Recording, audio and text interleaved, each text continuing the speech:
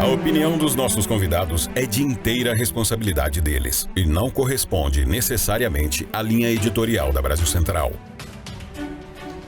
Olá para você que nos acompanha, muito obrigado pelo carinho da sua audiência. Estamos começando mais um TBC Debate em busca do argumento perfeito. O programa de hoje, histórico sem dúvida alguma, dois gigantes debatedores antagônicos para que você em casa tire as suas próprias conclusões. Hoje, por conta de um desafio feito na semana passada, a gente vai mostrar aqui a situação vulnerável de alguns brasileiros que passam fome, que enfrentam muita dificuldade, e a situação de brasileiros, na verdade de venezuelanos, que estão morando no Brasil e falam da dificuldade. Dificuldade de comunicação, dificuldade de alimentação, né? A gente tem um depoimento muito forte que na Venezuela a filha de um cidadão daquele país não tinha nem fralda. O que está acontecendo com a Venezuela? E aí, evidentemente, a gente fala de política. Luiz Inácio Lula da Silva acerta ao ter Maduro como um irmão político ou não? A situação é crítica por conta de um boicote de países como os Estados Unidos. Qual a sua opinião? O YouTube está bombando, eu peço para que você compartilhe esse vídeo, dê o joinha, acione as notificações para que a nossa mensagem, o nosso jornalismo chegue ao maior número possível de pessoas. O nosso WhatsApp é 99-311-5327. No YouTube, bombando da TV Brasil Central, você também participa a partir de agora. E existe, sem dúvida alguma, uma dificuldade para alimentar os filhos na Venezuela. Veja um trecho do que você vai acompanhar no programa de hoje. E a gente sacrificava, por exemplo, nós comíamos menos para que elas pudessem comer. Aí a gente falou, não é hora.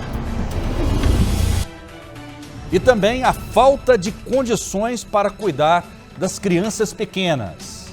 Quando morava na Venezuela, não tinha fralda? Nunca usou fralda, é incrível. O baixo salário também é uma preocupação dos cidadãos do povo da Venezuela. Só que o salário mínimo no meu país até agora não compensa. Se você muda para reais, estou te falando de R$25 no mês. R$25 o salário mínimo na Venezuela. Comigo, dois gigantes debatedores que pensam completamente diferente, mas os dois têm muito argumento, muito conteúdo e muita profundidade. Com muita honra a gente apresenta Eleurivo, ele que é dirigente do PCdoB, Partido Comunista do Brasil. Seja bem-vindo, Euler, tudo bem? Tudo bem, muito obrigado, eu agradeço o convite e também elogio aqui o Rafael Vasconcelos, que está democratizando aqui os debates aqui na Brasil Central. Cumprimento também o nosso vereador Oséias Varão, né, pelo nosso debatedor, e agradeço todos os nossos ouvintes. E continue, toda quarta-feira estamos aqui. Com muita honra, comigo, Oséias Varão, debatedor gigante, conservador, da direita. Tudo bem, Oséias? Seja bem-vindo mais uma vez. Obrigado, Rafael, pela oportunidade de mais uma vez ocupar aqui essa bancada democrática, né? Obrigado ao Euler pela disposição de debater comigo, aos nossos telespectadores e internautas pela audiência. É sempre um prazer muito grande estar aqui. Muito bem, vai pegar fogo hoje, na sua opinião. Maduro faz um bom trabalho, 30 segundos nesse início, Euler. Olha, eu não acompanho a situação da Venezuela igual acompanho do Brasil. Eu elogio muito o governo da Venezuela pela coragem que eles tiveram de estatizar o petróleo venezuelano. Porque você sabe que a riqueza da Venezuela é o petróleo, a principal riqueza é o petróleo, não é? E era uma principal fonte também de exploração. O povo da Venezuela sofre muito, igual o povo do Brasil. Então são dois povos escravos de bancos americanos, principalmente norte-americanos. Eu elogio muito o governo venezuelano pela coragem que tiveram de estatizar o petróleo e fazer a Venezuela para os venezuelanos, com todas as dificuldades que possa acontecer. Muito bem. Oséias Varão, 30 segundos. Oséias, Maduro acerta, erra essa relação de Lula e Maduro. É correta? É acertada? Na verdade, o sonho de consumo da esquerda brasileira, ou de boa parte dela, é que o Brasil, ou que se implemente no Brasil as mesmas políticas que foram implementadas na Venezuela, né? E o resultado está aí, como sempre, uma tragédia humanitária, né? Milhares, talvez milhões de venezuelanos fugindo do país, da fome, da miséria, da tragédia. Quando o Euler Olívio diz que ele é a favor da estatização, o Euler Olívio, na minha visão, parte de um pressuposto equivocado, que estatizar faz com que algo se torne do povo. E não é verdade, né? Muitas vezes o que acontece com a estatização é que a elite política do país, de poder do país, passa a ser proprietária daquele bem, né, dizendo que é do povo, mas na verdade eles administram conforme os seus interesses políticos e pessoais, e é isso que acontece na maioria das vezes em bancos estatizados, em empresas estatizadas, e com a empresa de petróleo da Venezuela não é diferente.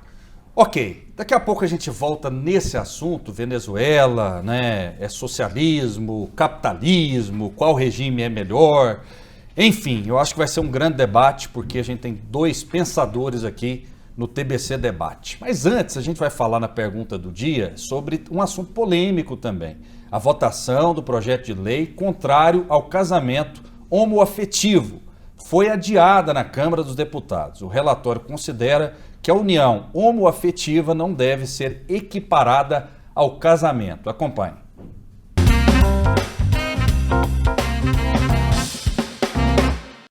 A Comissão de Previdência e Assistência Social, Infância, Adolescência e Família da Câmara dos Deputados adiou nesta terça-feira a votação do relatório do projeto de lei que veta o casamento entre pessoas do mesmo gênero.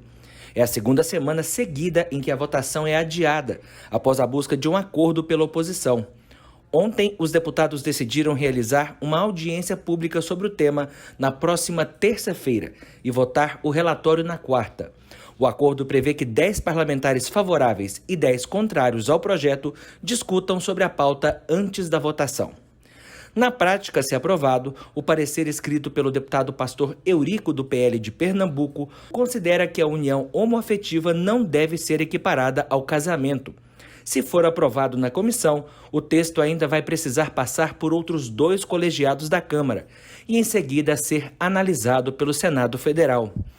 O texto estava parado há 16 anos na Câmara e agora gera nova disputa entre progressistas e conservadores, que tentam barrar o casamento homoafetivo. Pode botar 2 homens numa ilha, 2 mulheres na próxima ilha, que você chegando lá vai encontrar a mesma coisa. Coloque-se um homem e uma mulher numa ilha separada, que ao chegar vai encontrar a procriação, vai encontrar a família. Militantes da comunidade LGBTQIA+, repudiaram a votação na Câmara.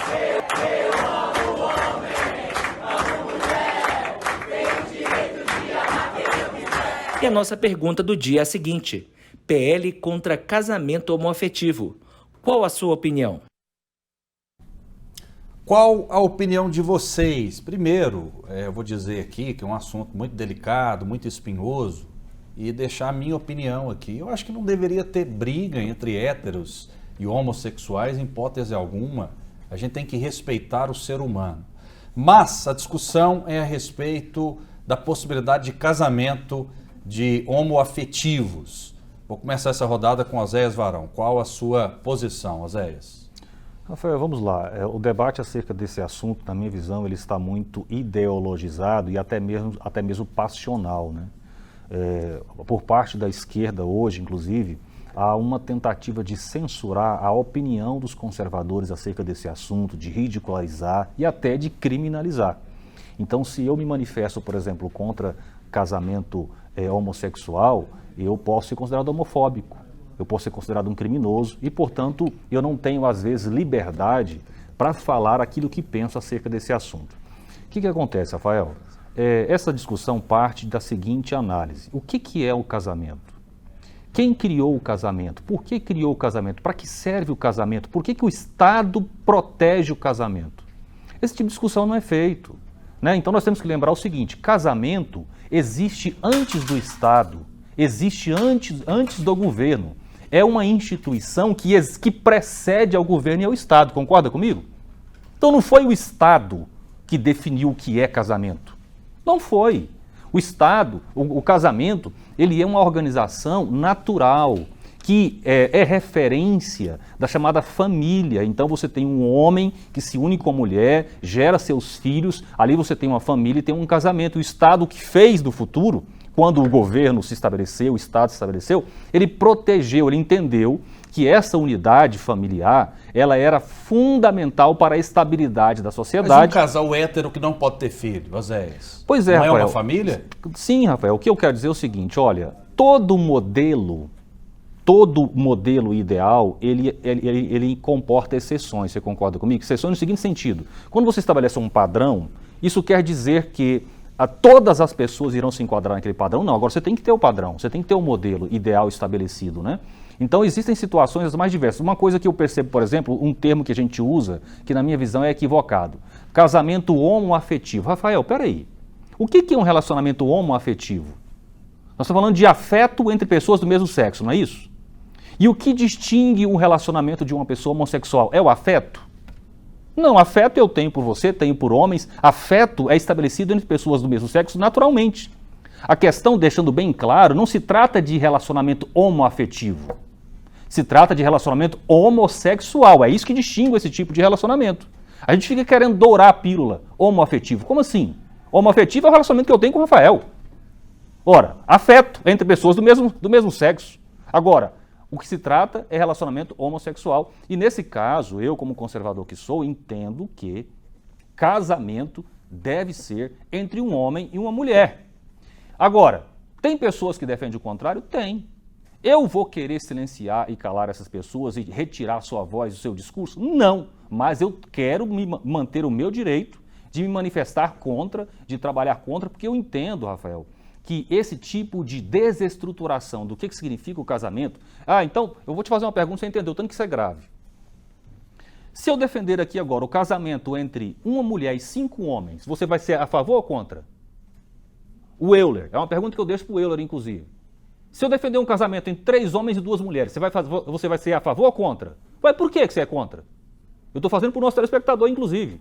Por que você é contra? É porque aí, o que eu estou querendo mostrar com esse argumento é o seguinte, quando você começa a abrir brecha para esse tipo de interpretação diversa, aleatória, indiscriminada, acerca do que é o casamento, meu amigo, você não sabe onde é que isso vai dar.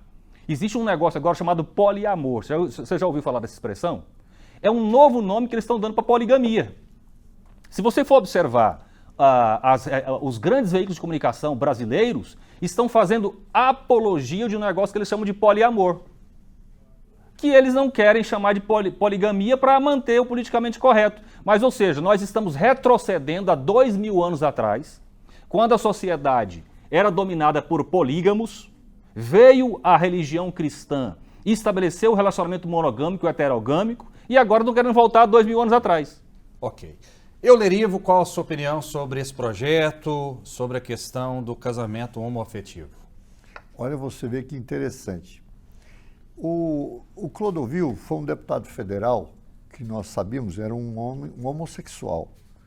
E ele apresentou um projeto contra o casamento entre as pessoas do mesmo sexo. Ele morreu e esse projeto ficou guardado. Agora o pastor tirou esse projeto lá da gaveta e está tentando aprovar isso aí.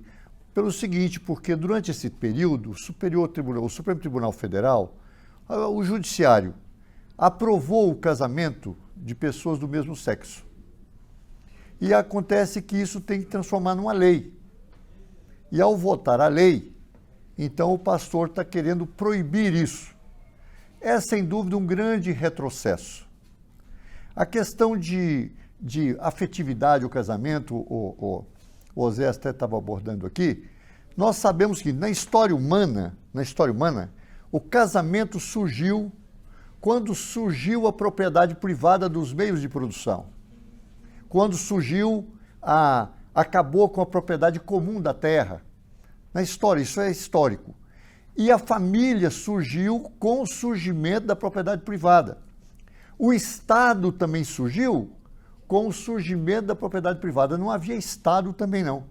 A família, a propriedade privada e o Estado surgiram juntos. A questão de casamento diz respeito aos bens da pessoa. Então, duas pessoas do mesmo sexo moram juntos durante muito tempo, eles resolvem casar para que os bens que eles possuem sejam dos dois. Legalmente, se um morrer, vamos supor, tem um homossexual que tem uma família lá, tem os irmãos, tem o pai, a mãe, etc. Tal. E ele tem um relacionamento com uma pessoa do mesmo sexo, seja um homem ou seja uma mulher, né? E aquele, vamos supor que um parceiro daquele morreu. Então aquilo, mesmo que ele tenha convivido muito tempo, aquele bem não vem para eles. Então o casamento, ele visa estabelecer o seguinte: você está vivendo com a pessoa do mesmo sexo, você pode casar com ela e aí, nesse caso, os bens serão comuns. Esse é que é o problema principal. Agora, o restante que eu vejo, os debates, é uma atitude assim de desrespeito às pessoas, ao ser humano, não é? É claro, aí o moço falou aí na televisão, se botar 2 homens numa ilha, depois de muitos anos estão lá os 2 homens na ilha. Claro, para reprodução, é um homem, uma mulher, um macho, uma fêmea. É da natureza. Para reprodução. No caso, quando duas pessoas do mesmo sexo se unem, não unem para reproduzir. Unem porque gostam, já está decepcionado com uma série de coisas, quer aquilo, é a vontade dela. Tem que ser respeitada em todos os sentidos. Pode, inclusive, casar, se quiser casar, tem que casar. Está aprovado hoje no Brasil o casamento, já é uma coisa consumada entre pessoas do mesmo sexo. Vai voltar atrás? Então, eu acho que esse projeto aí, ele não vai passar. Não vai ser aprovado. Com certeza não vai ser aprovado. Euler, na minha visão, há 2 equívocos fundamentais na sua fala. O primeiro, de que o casamento é uma questão prioritariamente do ponto de vista material, que visa resguardar os bens das pessoas. E eu acredito que, inclusive, você não casou por isso. Quando você casou, você não casou para resguardar os bens seus e da sua esposa. Não foi esse o propósito do casamento. Acredito eu, como não foi o meu, acredito como não foi do Rafael. Não é essa a questão que está colocada aí. Né? O casamento é algo muito mais profundo, muito mais amplo, que envolve o relacionamento entre 2 pessoas. Né? E aí tem um detalhe também, do ponto de vista legal, você disse o seguinte: as pessoas querem casar para resguardar o seu patrimônio ou deixar um para o outro. Não é preciso casamento para fazer isso mais. Segundo a atual conjuntura brasileira, uma pessoa que é amaziada, uma pessoa que não tem qualquer registro do relacionamento, mas isso de fato acontece, a pessoa continua tendo direito, mesmo não sendo casado. Ou seja, essa história de desejar o casamento não tem nada a ver com patrimônio. O patrimônio na atual conjuntura brasileira já está resguardado, mesmo não sendo casado, tendo uma situação de fato existente. É isso que funciona hoje no Brasil. Ok, vamos lá então, vamos avançar um minutinho para a gente fechar esse assunto. Até para a gente valorizar o tema que é capa do YouTube, o tema principal do debate hoje, mas você complementa, Euler, para a gente fechar o assunto. Não, o que eu estou levantando é que o casamento, a pessoa, você vê hoje, as pessoas, o casamento do Brasil mudou. Atualmente na periferia, por exemplo, eu conheço no movimento de luta da moradia, é impressionante. Aquela senhora tem um filho com um homem, depois tem um filho com outro homem, não casou com nenhum. E ela quer casar. No fundo, ela está querendo uma garantia material. Embora a sociedade hoje está protegendo essa pessoa para que os bens também sejam divididos. Mas a ferramenta jurídica que garante isso é o casamento, que vai no cartório, casou. Ali, quando casa, coloca no papel, na documentação, então está registrado. O outro é uma polêmica. Você está convivendo, é um problema, tem que arrumar testemunha, vai lá, é difícil. Agora mesmo, nós entregamos o apartamento para as famílias, esse problema surgiu. Surgiu isso aí, não é? Pessoas que estão convivendo muitos anos um com o outro são consideradas separadas, inclusive relativo a bens. Então, o casamento, ele visa, na verdade, Zé, é a instituição que garante o bem para os dois. Essa aqui é o casamento. Que o senhor casou 3 vezes com a mesma mulher? Exato. Aí o casamento meu. Claro, o meu casamento, por exemplo, talvez o seu. Quando a gente fala do casamento, uma pessoa que a gente quer muito bem com ela, a gente casa. Mas o casamento mesmo, esse do cartório que você oficializa lá, é para dividir bens.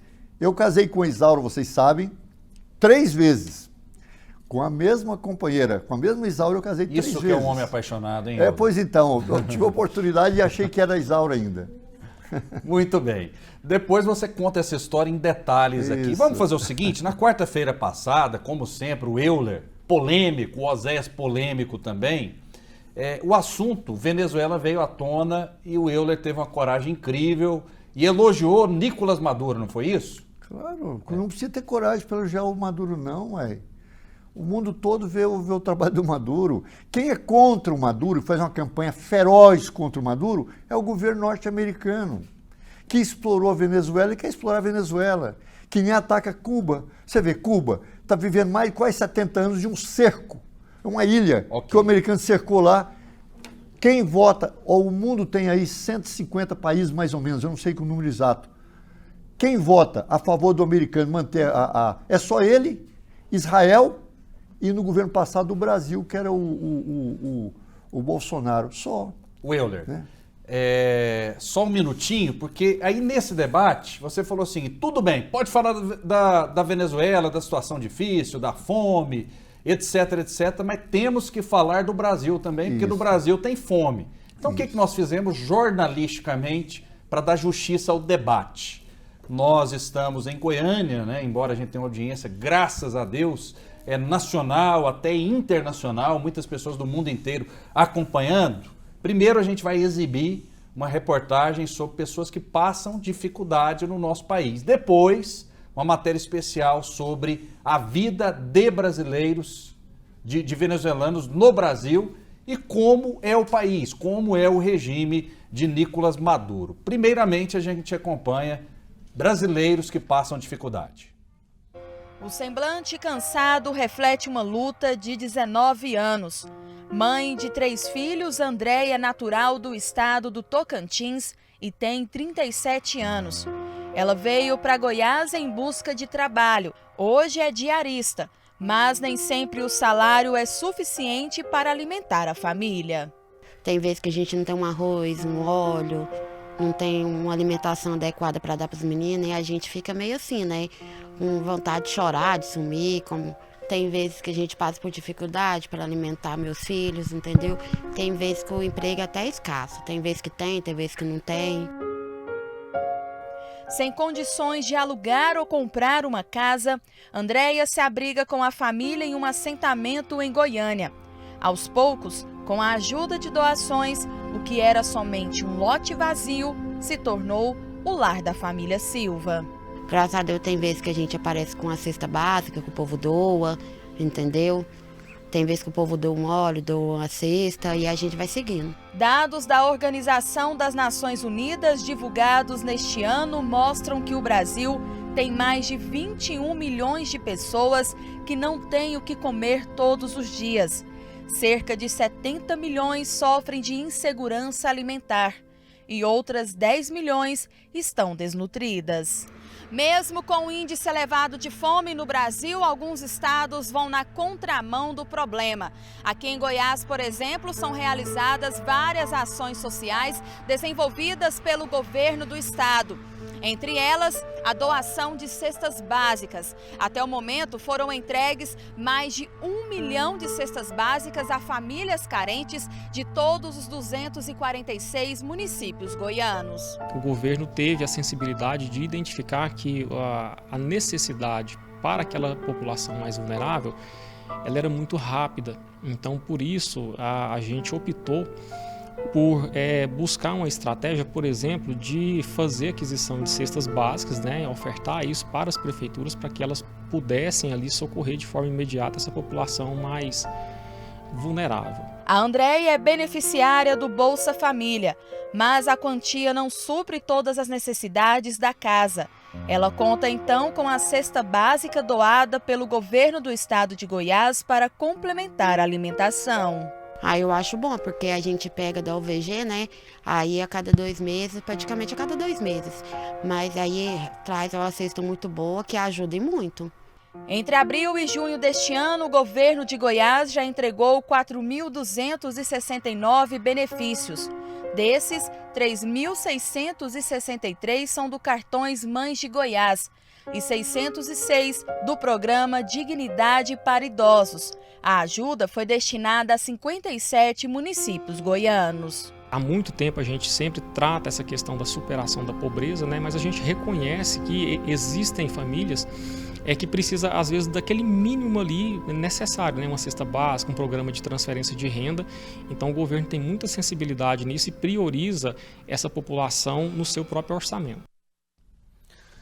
Muito bem, essa primeira parte de reportagens especiais sobre pessoas que passam dificuldade no Brasil e agora, daqui a pouquinho, na verdade, a gente vai exibir a situação de venezuelanos que moram aqui no Brasil e passam dificuldade e falam por que vieram para o nosso país, por conta de dificuldades, né, que enfrentavam na Venezuela, o país natal, o país deles. Vamos fazer o seguinte, nós estamos aqui também recebendo, com muita alegria, né, a repórter Andressa Calassi, repórter excepcional, que trabalhou muito para fazer essas matérias, e ela vai contar um pouquinho para a gente. Inclusive, ela conseguiu contato com uma jornalista venezuelana, que é a Auris Sucre, que vai falar também um pouco sobre a vida na Venezuela. Como foram esses momentos?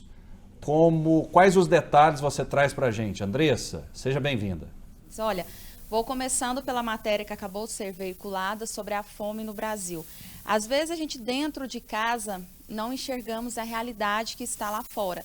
E tanto para mim, para minha equipe, cinegrafista Cleomar Fernandes, que estava ali com a gente presenciou realmente como que a vida dessas pessoas, no caso da Andréia, que vivem ali nessa dificuldade financeira, dificuldade até de alimento. E chega assim, a gente assustar conversando, e eu perguntei para ela, falei assim, como que é no seu dia a dia? Quantos filhos você tem? Ela falou, tenho 3 e às vezes não tem comida. Aí eu olhei para ela e falei, mas e aí? O que vocês fazem? Ela, a gente sai pedindo ajuda, e ela até falou, né, que ainda bem que tem a ajuda da OVG por meio do governo do estado de Goiás, a cada 2 meses, entrega para essas famílias uma cesta, como ela mesma falou, uma cesta grande. E ali onde a gente foi, se você quiser lá visitar também para ver essa realidade, foi o assentamento que fica na região Santa Rita, em Goiânia, ali próximo ao posto Tabocão. Então, se você quiser lá visitar, moram ali mais de 40 famílias.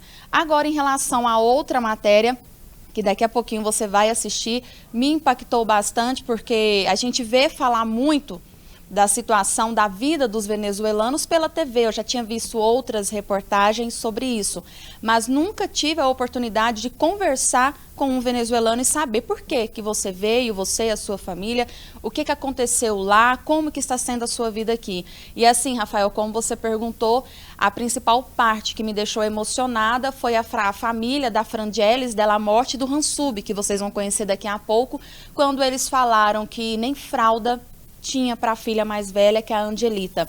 E nesse caminho todo de reportagem, a gente conheceu a jornalista Auris, não sei se eu vou falar o nome correto, Auris Sucre, ela que é da Venezuela, e ela trouxe para a gente essa oportunidade de aproximar desse povo e conhecer a história deles. Bom dia, Auris, seja bem-vinda à TV Brasil Central e bem-vindo ao Brasil. Oi, Andressa, obrigada a todos pelo convite, né? E realmente é isso aí, a Venezuela faz muitos anos já está passando por uma dificuldade bem grande por causa do governo, né? A economia na Venezuela ficou bem difícil e, bom, faz 7 anos já quase que eu estou aqui no Brasil. Saí também por causa da dificuldade de lá, saí grávida, né? Eu já estava com 6 meses de gravidez e, de fato, não conseguia nem fralda para guardar para o meu filho. Então, assim, você tinha o dinheiro, não tinha os recursos, não tinha comida, não tinha nada lá na época que eu saí. Daí eu decidi sair do país.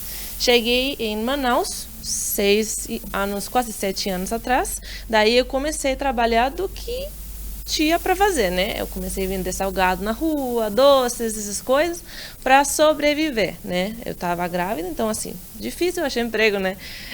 Mas hoje em dia, graças a Deus, as coisas já mudaram, graças ao Brasil, eu estou bem melhor. Meus filhos estão bem e, bom, é isso até agora. Obrigada, Auris, pelo seu depoimento. Eu acredito que você de casa, assim como a gente aqui, que teve essa oportunidade de conhecer essas histórias, vai ficar bastante impactado com essa realidade. Rafael? Sem dúvida, e eu já convidei a Auris para participar de um debate aqui sobre a Venezuela. Certamente ela tem muito a dizer a respeito do país. Ela fez elogios também, dizendo que a Venezuela é linda e tem os seus pontos positivos, evidentemente. Mas vamos lá, vamos acompanhar então a vida de venezuelanos que migraram para o Brasil. Veja.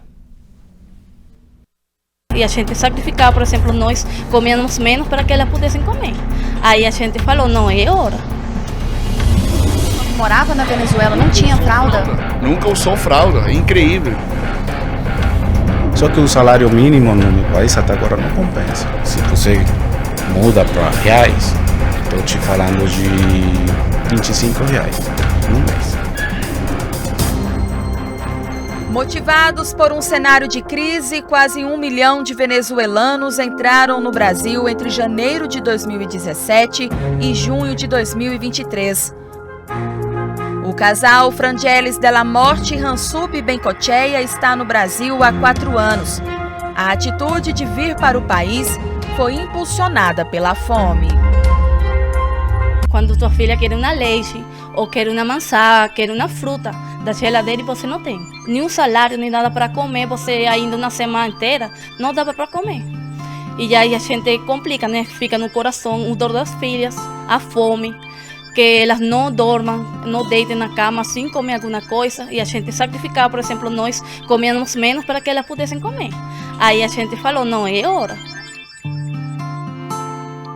Naquela época, para mim era muito difícil, porque minha filha Angelina era pequena, tinha 1 ano e meio, e a outra estava na barriga da mãe. E aí eu tinha que suprir as consultas do embaraço dela.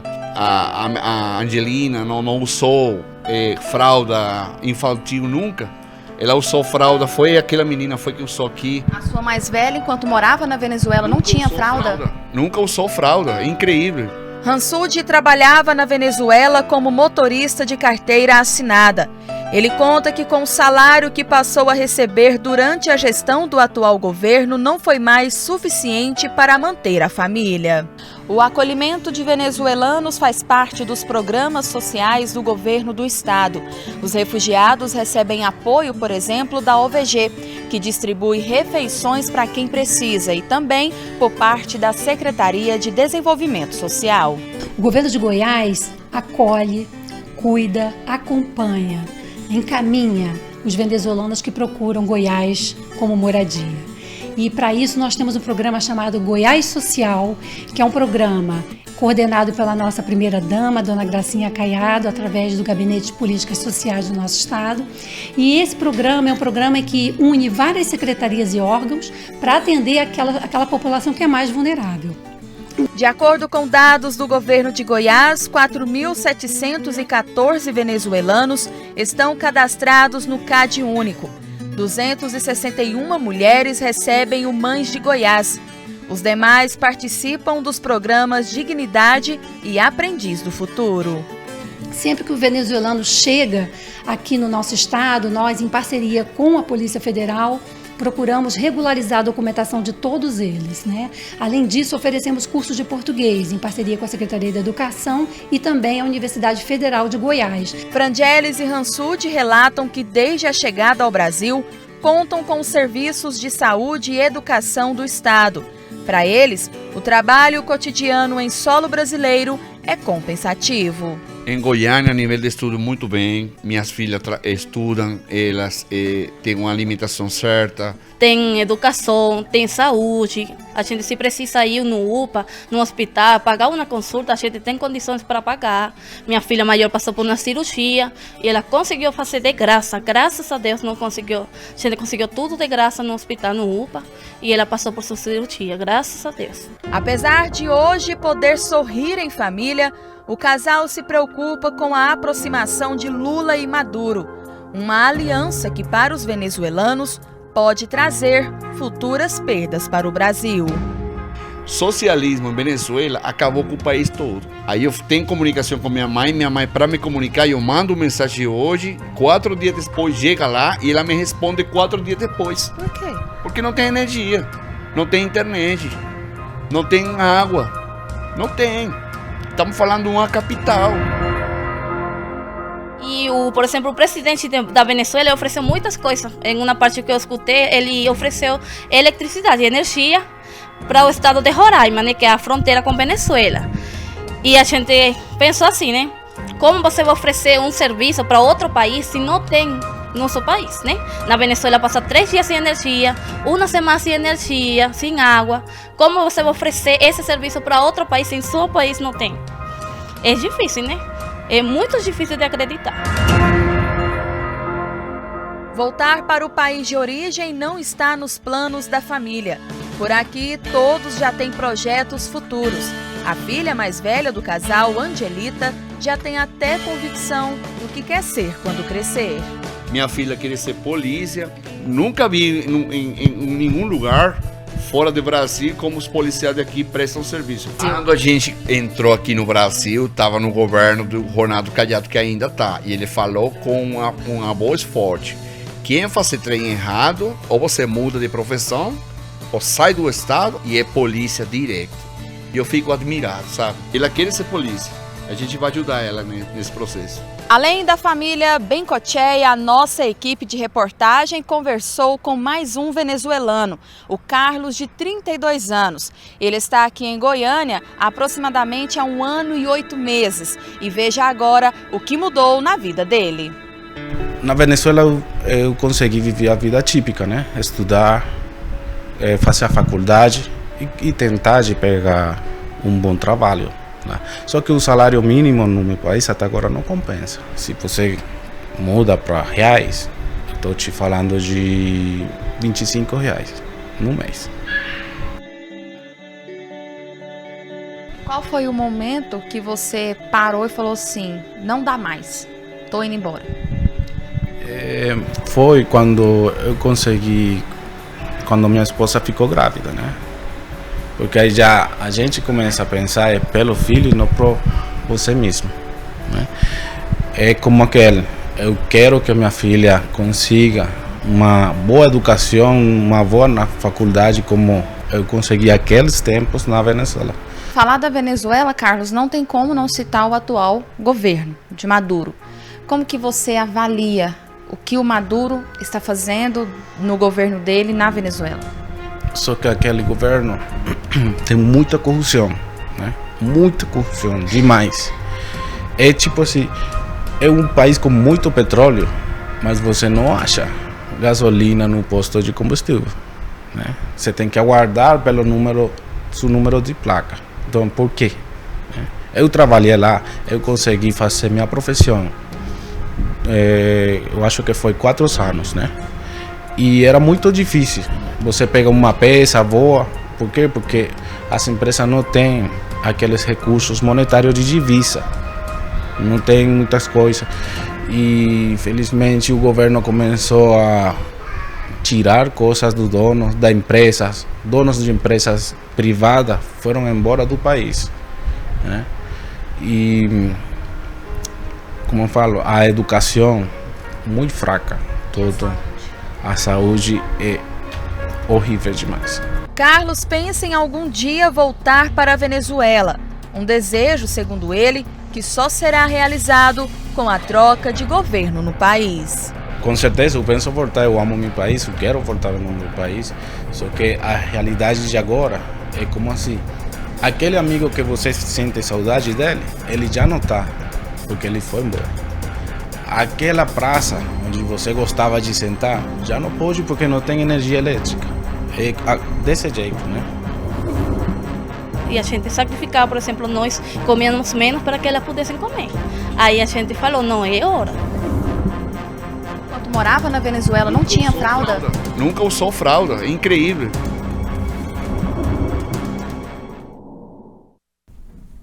Vamos lá então, tela dividida, vamos fazer o bom debate aqui como sempre. Oséias Varão, qual o seu sentimento ao acompanhar essa reportagem? Parabéns para a equipe, parabéns para o Vinícius que editou, para o Fernando Couto também, para a Andressa que fez essa reportagem.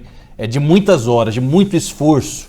E a nossa equipe tentou entrar em contato com a Embaixada da Venezuela aqui no Brasil, com o governo da Venezuela, mas foi impossível. Foi impossível. eles não responderam os nossos e-mails, os nossos contatos. Oséias Varão. Rafael, a gente fica com o coração assim apertado ouvindo esses relatos, né? E eu estava me lembrando aqui, Rafael, que o Hugo Chávez foi eleito, o povo votou nele. O Nicolás Maduro foi eleito, o povo votou nele. Eu me lembrei também que até Hitler foi eleito. O povo alemão votou em Hitler. Por que o povo faz isso, na minha visão? Por que o povo entrega a sua liberdade, entrega a sua vida na mão de tiranos? É porque eles manipulam as pessoas. Eu me lembro, nunca vou esquecer de uma cena em que o jornal estava noticiando a vitória do Hugo Chávez e eu vendo milhares de trabalhadores venezuelanos comemorando nas ruas a vitória do Hugo Chávez. Mal sabiam eles o que lhes aguardava. Mal sabiam eles que aquelas promessas feitas na televisão, aquele homem que se dizia defensor da democracia, eu nunca vou esquecer também de uma entrevista do Hugo Chávez, dizendo, antes da eleição, estão dizendo que você tem postura autoritária. De maneira nenhuma, eu sou um democrata e tal. Assim como eu me lembro de uma entrevista também do ditador cubano, né? Quando ele assumiu o poder lá, se eu não me engano, na década de 60 ainda, uma entrevista dele. Não, você vai implantar uma ditadura? De maneira nenhuma, nós vamos continuar democratas. Mentira. Eles mentem, eles manipulam. E é triste ver que tantas pessoas caem na lábia desse tipo de líder político autoritário, ditatorial. Rafael, eu estava vendo uma reportagem aqui agora, só para você ter uma ideia. Você sabe qual era o país com os melhores indicadores econômicos da América Latina na década de 70? A Venezuela. A Venezuela tinha os melhores indicadores econômicos da América Latina, estava em primeiro lugar. Os melhores indicadores sociais em primeiro lugar. E aí está a consequência trágica da implantação desse tipo de regime, amigos do PT e do Lula no Brasil. Quem não se lembra do Lula pedindo voto para o Hugo Chávez, pedindo voto para o Nicolás Maduro na televisão, dizendo que eles iam implantar uma sociedade mais justa, mais igualitária? É mentira, eles estão mentindo, eles estão manipulando você. Não é isso que eles entregam. Todas as medidas que se aplicaram na Venezuela, eles tentam agora implementar no Brasil, inclusive a censura, o autoritarismo, a repressão das pessoas. Quem não se lembra daquele tanque passando em cima de manifestantes na praça da Venezuela? E ainda tem gente, tem brasileiros que olham para isso e defendem.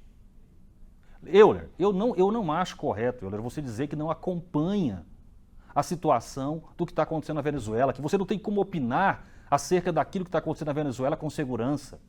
Gente, se você vai na Colômbia, são milhões de pessoas fugindo. Se você vai em Roraima, são milhões de pessoas fugindo. Quando você ouve esse depoimento de venezuelanos relatando o que acontece ali, você não acredita nisso?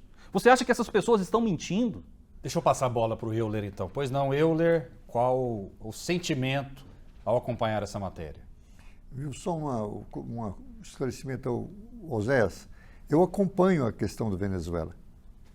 Não acompanho a ponto de se conhecer o mapa, não sou um venezuelano nem do governo da Venezuela, mas eu acompanho a Venezuela.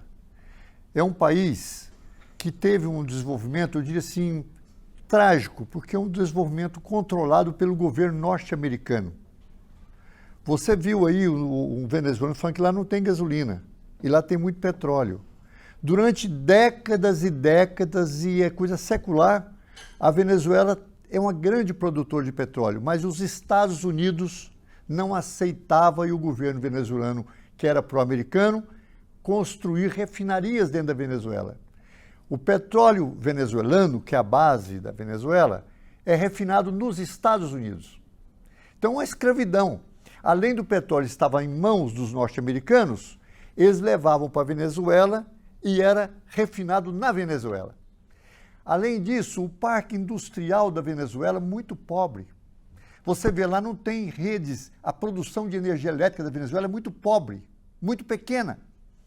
E foram décadas, vamos dizer séculos, de domínio norte-americano sobre a Venezuela. O mesmo governo americano que domina a Venezuela, domina o Brasil. Aqui eu já sempre digo, Aqui no Brasil, 46% da riqueza do Brasil vai para os bancos norte-americanos. Também na Venezuela era assim.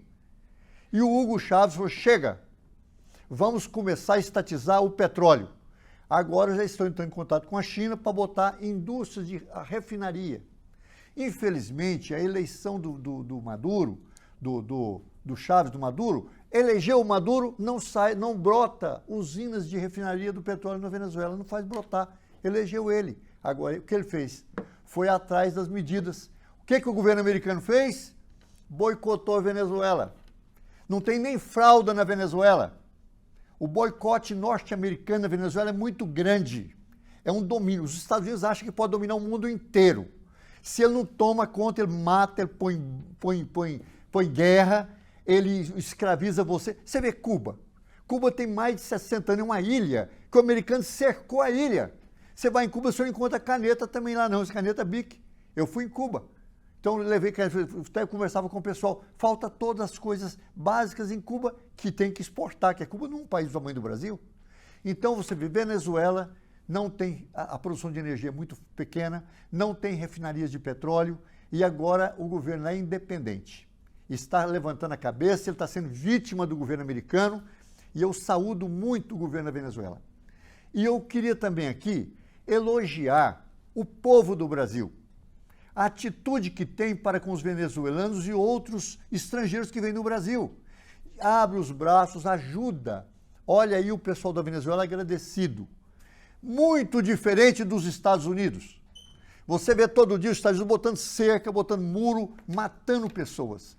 Dias atrás foi publicado dentro do governo americano, dentro do Estado americano, um caminhão com mais de 50 mortos, pessoas que morreram dentro do caminhão, eram imigrantes. Os Estados Unidos não aceitam imigrante, ele combate os imigrantes. É uma política no mundo inteiro de combater imigrante, e o Brasil já apoia. Agora, nem todo mundo tem, às vezes, a sorte de ter uma ajuda dessa. Tem mais ou menos uma semana, vocês viram na televisão, nos jornais, na internet, uma família de bolivianos, viu, o companheiro Rafael?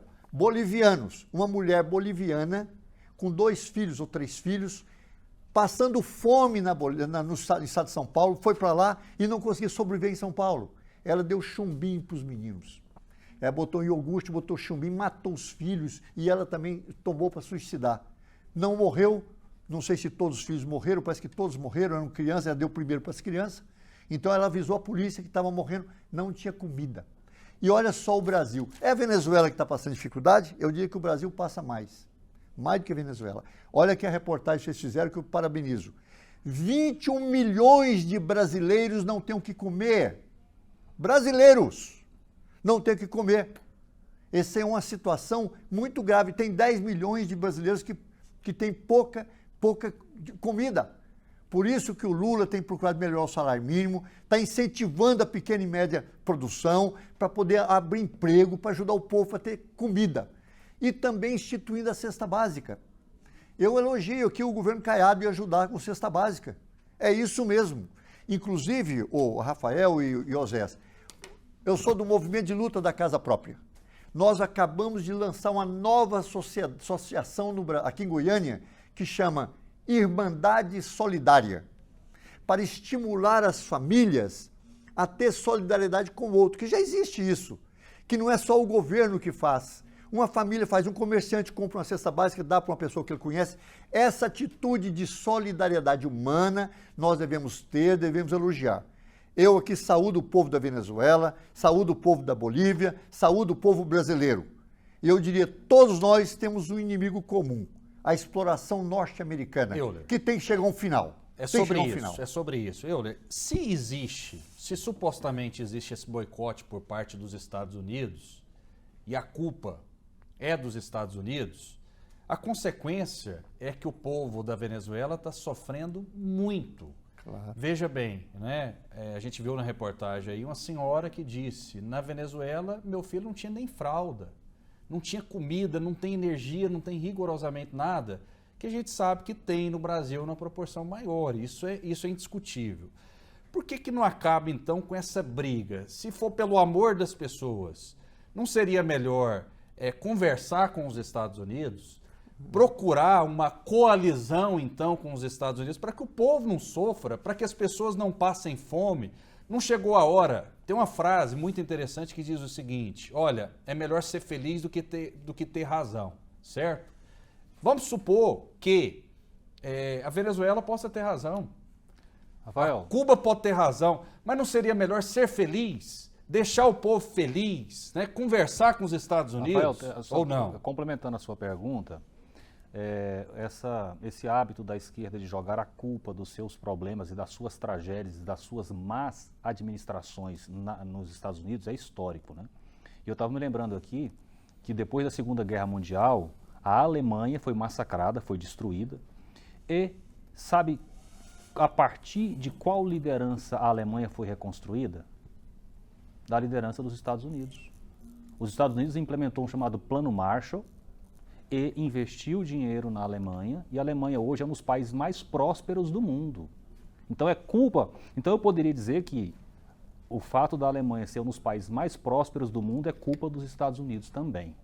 Sabe o que eu percebo, William? A culpa não é dos Estados Unidos. A China tem pontos positivos, né? Indiscutivelmente. Então, a questão é a administração local. Isso é mais ou menos assim, Euler, um ladrão invade a sua casa porque você deixou a porta aberta. A culpa é de quem? É do ladrão? Não, é sua. Ah, mas os Estados Unidos é o maior império do mundo e ele só negocia com quem faz determinados acordos com ele. Eu não vou fazer. Então vou deixar o meu povo passando fome. Isso não está certo, Euler. Sabe? Eu tenho que trabalhar com a realidade. Gostando você ou não, os Estados Unidos é uma potência mundial. Ela compra produtos, ela compra petróleo e depende do petróleo desses países. E eu preciso, para garantir a estabilidade alimentar do meu povo, eu preciso estar disposto, gostando ou não, a vender petróleo para os Estados Unidos. A negociar com os Estados Unidos, a entender que o fato dos Estados Unidos comprar produtos de mim, gostando eu ou não, garante o desenvolvimento do meu povo, a sobrevivência do meu povo. Agora, o que está acontecendo nesse caso? Por birra ideológica, eles estão matando o seu próprio povo, de inanição, de fome, por birra com os Estados Unidos, por exemplo. Sabe, para manter uma postura de que tem que enfiar a goela abaixo um regime de funcionamento do país que só traz tragédia por onde passa. Então eu acho Você acha que a ideologia tem que ficar em segundo plano, olha, então? É óbvio que eu tenho que colocar... Não sofrer. É óbvio que eu tenho que colocar o meu povo em primeiro lugar. Ou os ideais socialistas são mais importantes do que o povo? Olha, eu esperei o Osés falar com toda a liberdade dele. Osés, é uma coisa que você tem que ler, tem que estudar, meu amigo. Aí todo respeito a você. É histórico, a exploração do Brasil pelo norte-americano é violentíssima. Você pega os jornais de hoje, de ontem, pega os debates aí. Hoje, Osés, 46% do que o Brasil produz vai para banco norte-americano. Na Venezuela, eles exploravam essa pobreza venezuelana. É histórica, não nasceu hoje, não. A pobreza da Venezuela, como no Brasil também não. Isso é histórico. E na Venezuela é pior, porque lá o petróleo venezuelano era explorado pelo governo americano. E que nunca abriu uma empresa de refino de petróleo dentro da Venezuela. Ou se abriu alguma coisa pequena, não sei o tamanho que eu falo. O detalhe, não sei. Lá a Venezuela não refina o seu petróleo. Ela vende o petróleo para os Estados Unidos, viu, Oséias? Quem mais está comprando petróleo da Venezuela hoje é os Estados Unidos. Porque ele precisa do petróleo. O Biden, depois de impedir, resolveu comprar. Mas a Venezuela falou, não somos cabo de chicote do governo americano. Aqui na Venezuela tem que ter refinaria de petróleo. A Venezuela tem que ter indústria de produção de energia, tem que ter usinas de energia elétrica. Aqui tem que ter um parque industrial nosso. Nós não pagaremos o juro para o banco que o governo americano quer. Ele disse isso de forma altiva, mas isso não serve, por isso que tiraram. É claro, o plano Marshall que você fala, que cresceu a Alemanha. A Alemanha hoje é um cabo de chicote do governo americano na Europa. A Alemanha é cheia de bases militares norte-americanas que controlam o governo alemão. O governo alemão é um governo capacho do governo norte-americano. Está lá agora na OTAN. Então isso é uma verdade. Dentro do governo alemão, do Estado alemão, está assim de base norte-americana, militares. Então um país desse não dá. Tem aqui uma história interessante. Diz que havia um cachorro gordo, muito gordo, lá no quintal, comia muito bem. e um cachorro mais magrinho que lutava para poder comer. Ia daqui, da lá, um dia esse cachorro gordo pulou, o cachorro magro pulou o quintal, viu um cachorro gordo muito. Falei, gente, você tem muita comida aqui. Ele falou, tenho. Nossa, eu quero essa comida. Ele falou, de repente o cachorro gordo movimentou e o cachorro magro notou que o cachorro gordo tinha uma coleira amarrada lá no esteio da casa. Ele falou, você é amarrado? Ele falou, sim, claro, mas eu tenho de tudo, mas eu sou amarrado. Eu falei, não, eu prefiro ser um cachorro mais magro e livre. O Brasil tem que ser livre. Todas as pessoas têm que ser livres. Não pode ser um escravo gordo. Mas eu prefiro uma pessoa, um trabalhador mais magro, mais livre, que luta por ele. A Venezuela é livre ou o povo está escravizado? O povo da Venezuela hoje está tentando ficar livre. Porque politicamente o governo ficou livre, mas economicamente... Mas antes disso o povo não está morrendo de fome, antes de ser livre? Não, mas aqui no Brasil o povo está morrendo de fome, 21 milhões passa fome. Vale a pena lutar contra... Olha só, Rafael. Mas olha aqui, é claro, se o governo venezuelano não tivesse tomado a medida de romper com o governo americano, e agora permitir, pior do que tá hoje? Rompeu, não, melhorou muito, com certeza. Sabe o que está pior lá? É o governo americano que está boicotando, proibindo. Mas hoje a Venezuela, o petróleo é dela, ela vai daqui uns tempos vai fazer a refinaria, as dificuldades, vai botar parque industrial, a Venezuela abriu um caminho novo para ela. Foi o que fez na China. Eu vou ouvir o Oséias daqui a pouco, eu quero ouvir novamente a Auri Sucre. Afinal de contas, ela vive a realidade lá, diferente de nós. Daqui a pouco ela vai falar também. Daqui a pouco ela vai falar. Né? Pode ficar com o microfone aí, o João vai preparando aí. Oséias, rapidamente, para eu ouvir a venezuelana, que me falou, inclusive, coisas boas da Venezuela, viu? A respeito das belezas do país. O país é muito bonito. Rafael, eu quero destacar aqui o tom da voz do Eulerivo, da fala dele, e observar um detalhe. O discurso é muito bonito, mas na prática não se aplica. Olha só, se o Eulerivo ver os filhos dele morrendo de fome, os netos dele morrendo de fome, eu pergunto, Eulerivo, você, se pudesse fazer um acordo com os Estados Unidos para salvar os seus filhos e os seus netos da fome, você faria? Ou você deixaria eles morrer? Porque falar dos filhos dos outros, falar dos filhos dos venezuelanos é fácil, né? Os filhos dos venezuelanos estão lá morrendo de fome, à míngua, por uma decisão dos seus líderes. Agora, se você for tomar essa mesma decisão em relação aos seus filhos e aos seus netos, eu não tenho dúvida que qualquer um de nós faríamos composição com os Estados Unidos para salvar os nossos filhos da fome e da miséria e da morte. Mas como são filhos dos outros, deixa morrer a míngua para eu manter a minha posição política e ideológica. O problema principal do Oséias é que ele acha que os Estados Unidos é esse país bom. É ele que explora. Ele que explora, ele que está roubando o nosso país. Vou dizer então para você, Oséias, eu era jovem aqui em Goiânia, eu era professor de matemática, eu tinha uma escola 21 de abril ali no setor dos funcionários, eu era bancário e eu deixei a minha família para ir trabalhar a favor do povo. Para você ter uma ideia, depois disso eu fui morar, por exemplo, na Bahia. Eu fui furar cisterna, fazer adobão de barro cru, para ajudar o povo da Bahia a levantar a cabeça, a compreender e lutar. Ok, Euler. Entendeu? Então, assim, eu diria, a minha vida é uma vida que prova que se você tiver ideal de melhorar a situação do povo, você sacrifica a sua pessoa para fazer isso. Eu faria isso, em vez de pegar meus filhos, eu chamaria meus filhos, como minhas filhas estão lá, todas elas, vamos juntos unir para lutar pelo Brasil, lutar pelo trabalhador. Ok. Vamos lá então conversar com a jornalista venezuelana Auri Sucre. Auris, um resumo a respeito desse debate, a respeito da Venezuela. Você concorda com quem? Concorda com Euler? Concorda com Oséias? Qual o resumo que você faz desse finalzinho? Então, assim, resumo total, socialismo não serve.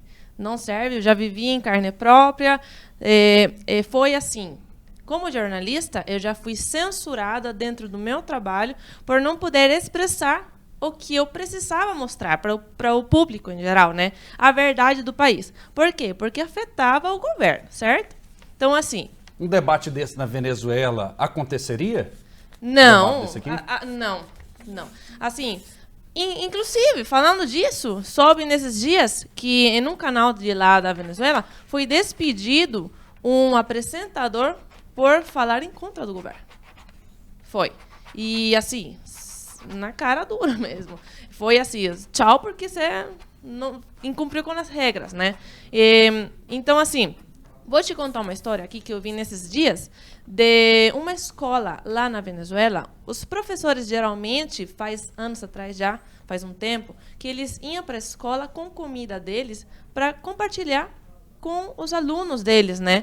Porque, obviamente, nas escolas públicas, lá as crianças muitas vezes não têm o que comer, né? E mesmo assim também as escolas deveriam oferecer, mas também não tinha. Então, assim, os professores também davam parte da comida deles para as crianças. Só que hoje em dia também não conseguem ajudar as crianças também nem do bolso deles, porque eles também não ganham o suficiente. Então, eles estão indo dar aulas só por não faltar para eles também, sabe? Só por um compromisso, um amor próprio, porque por dinheiro eles nem estão conseguindo sobreviver. Outra história também, que eu estava comentando com a Andressa, é que eu tenho um tio, que em paz descanse, que ele trabalhava nas petroleiras da Venezuela. Como? Ele ajudava na manutenção delas. Qual que é o problema? Não fazia manutenção. A manutenção era pouca. Muito pouca. Ele só chegava lá quando estava o problema já feito, entendeu? Então, assim, é falta de cuidado também para esses detalhes, sabe? O governo expropriou muitas empresas particulares, privadas, e por causa disso é que não tem comércio próprio lá, não tem fabricação própria lá na Venezuela.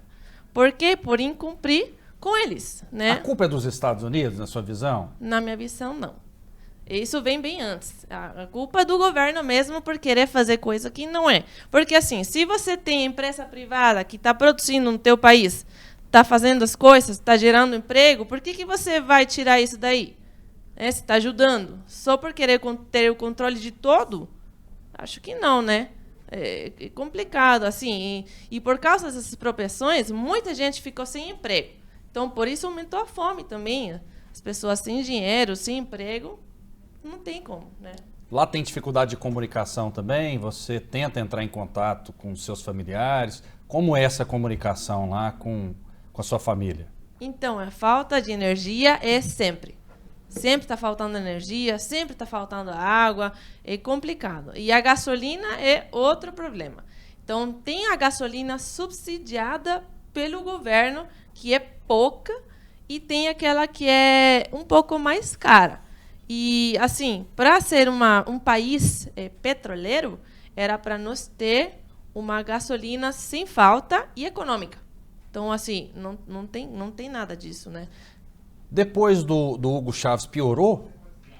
Piorou, com certeza. Assim, o Chávez implantou o socialismo no país e ele foi degradando o país devagar, né? Porque se ele faz, de fato, de uma vez... opa, está acontecendo aqui, né? Ia dar como um baque no povo e ia falar, não quero mais. Assim, ele foi esperto, ele foi fazendo devagar. Só que atacou a doença nele, né? O câncer. O Chávez tinha que colocar mais alguém no poder. Colocou o Maduro, que estava do lado dele. Só que o Maduro é uma pessoa sem experiência, sem estudo e motorista de ônibus de além colombiano. Nem venezuelano ele é. Só que ele se faz de venezuelano, inventou que ele era da Venezuela, inventou um tal cartório lá na Venezuela que tinha a certidão, mandou incendiar só para encobrir e dizer que sumiu o certidão. Ok. Né? Para finalizar, a gente tem pouquíssimo tempo, a gente está até estourado, eu queria perguntar para você o seguinte. Tem muito bolsonarista, muita gente da direita que diz o seguinte, olha, o caminho do Brasil é virar uma Venezuela por conta da vitória de Lula. Isso pode acontecer no Brasil? Você que vivia lá e agora vive no nosso país? Pode. E eu tenho medo, vou te falar a verdade.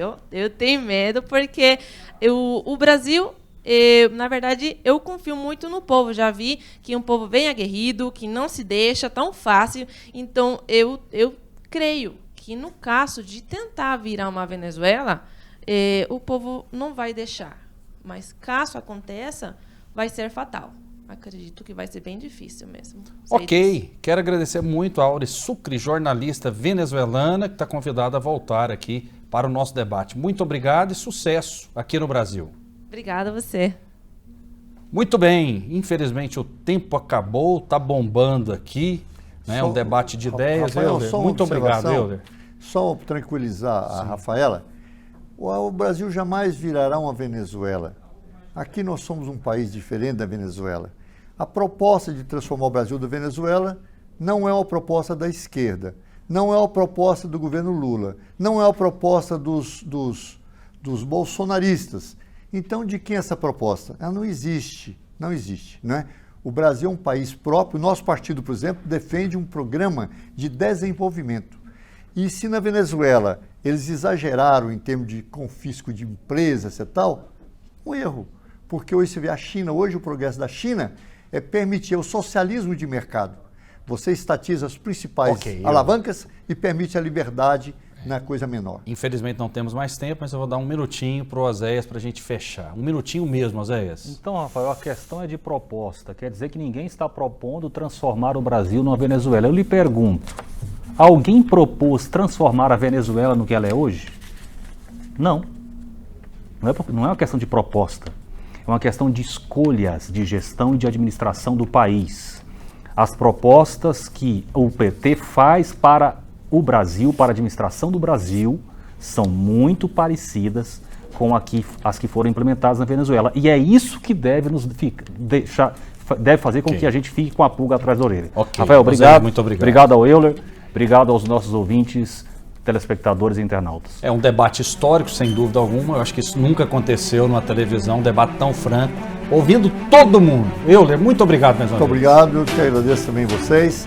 Sem dúvida, o tema continua. Continua. Né? Porque a Venezuela estatizou o petróleo. Eu parabenizo ela.